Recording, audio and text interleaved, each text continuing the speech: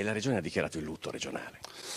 Ma direi che il minimo per un Papa, che peraltro è stato vicino alla nostra regione, un Papa Francesco che ha fatto due visite pastorali nello stesso anno, una a Verona e poi una a Venezia.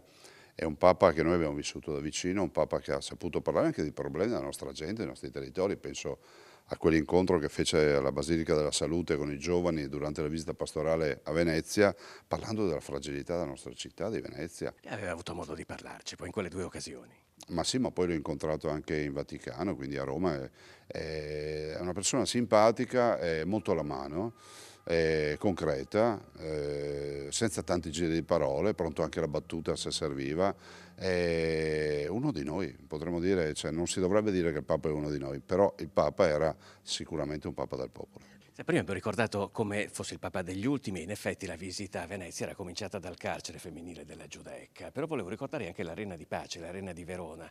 Al funerale che si sarà celebrato sabato ci sarà il presidente Trump, ci sarà Zelensky, ci sarà von der Leyen. Io le chiedo come questo messaggio del Papa potrebbe magari aiutare che finalmente si arrivi a un cessate il fuoco in Ucraina come sulla striscia di Gaza. La prima immagine che mi viene in mente è Papa Francesco che prega in piazza San Pietro da solo il 27 marzo 2020 in pieno lockdown, dando un messaggio all'umanità di resistenza e di resilienza.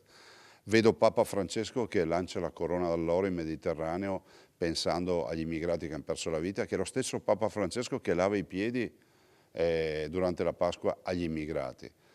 Vedo Papa Francesco che si batte per la pace e quindi penso che questi grandi della terra, da Trump in giù, che si daranno, diciamo, si incontreranno proprio durante il suo funerale, possano fare una grande cosa per onorare la sua memoria, cioè chiudere la guerra, chiudere le guerre.